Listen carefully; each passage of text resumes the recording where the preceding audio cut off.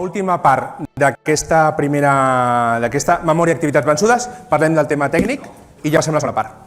A nivell estatal tenim el projecte RUFE i el projecte Cotúrnics, que ja s'ha dit, s'ha parlat. Treballem amb l'Observatori Cinegético per poder aportar dades, preservar la caça sostenible d'aquestes dues espècies. Actualment Cotúrnics ha canviat el format, però sí que ens queda el tema dels sobres de cotúrnics, de posar-hi les ales per demostrar que els caçadors trobem guatlla i que n'hi ha suficient per fer un aprofitament ètic i sostenible de l'espècie. Al Zorzales es van realitzar 3 reunions a nivell català per informar d'aquest projecte. El que es va fer també va ser posar sistemes bioacústics per saber quins contingents d'animals entren de nit i també vam monitoritzar bastant els ocells i hem tingut molt bona resposta. Actualment a Catalunya hi ha 25 persones que estan fent el cotos zorzaleros, que és difícil, i llavors fem molt de censos a peu per saber l'abundància que tenim.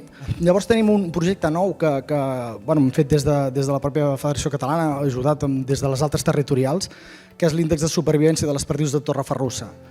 Consisteix molt ràpidament en repoblar, anellar i monitoritzar aquestes perdius i saber quin èxit primer hi ha, sobretot de supervivència i llavors de reproducció. El census del Becadell al Baix Empordà és una de les coses que vam fer i vam idear amb el delegat d'Aquàtiques i amb la gent d'Artemisan, buscar una metodologia pròpia per censar aquests animals i va ser un gran èxit. Al final estem sabent que hi ha més becadells dels que es creia i estem aprofitant-lo de manera ètica sostenible, a més tinguent un control amb els carnets i precintes que es van facilitar a les societats de caçadors. El projecte de monitoració de les aus del Delta. Aquí hi ha una gran feina que han fet la gent del Delta. Fem també el tema de la lectura d'ales, tenen el projecte de la pedreta, tenen el projecte també de sortir amb els nanos a recuperar els aneguets i dur a terme en els canals de rec on aquests animals pateixen, tornar-los al seu hàbitat perquè puguin sobreviure. El darrer any vam aconseguir 4 avisos tèrmics i ens ha anat molt bé per poder col·laborar amb els agents rurals, amb el departament, de tot el que anem fent. Aquí es veuen imatges dels censos de cabra que anem fent, d'isard, de cérvol, i la qüestió és, en certs animals, saber on tenim i fer un control poblacional de les espècies. A la Perdiu Xerra els caçadors també en formem un pilar bàsic, som l'única comunitat autònoma que cacem la Perdiu Xerra perquè la cuidem i perquè sabem que n'hi ha. Si no ho sapiguéssim no podríem fer aquest aprofitament.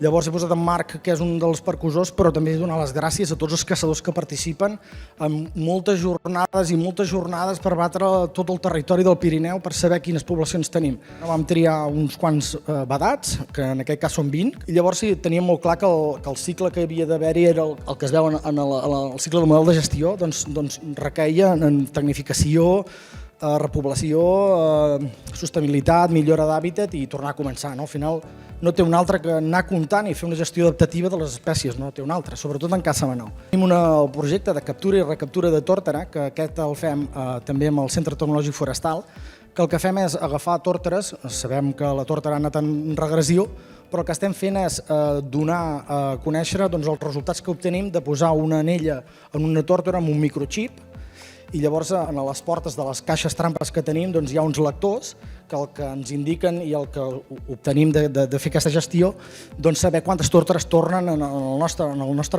nostres camps. També últimament estem traient sang en aquestes tórtores per saber si tenen el virus de Newcastle, si també tenen la febre del Nil.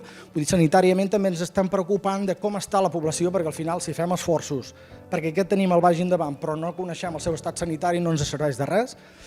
I res, al final això és un resum i al final també tenim un projecte que és l'Interreg Sudoe, que bàsicament és un projecte que ve a ser el mateix que tenim de les tórtores però que enllaçarem amb els francesos i amb els portuguesos per saber la línia que ve més a nivell occidental d'aus subsaharianes com la tórtora o la guatlla, d'acord? I participarà la Universitat de Lisboa, els Chasseurs de França. Tenim diverses coses obertes que creant sinergies i coneixerem més encara aquestes espècies.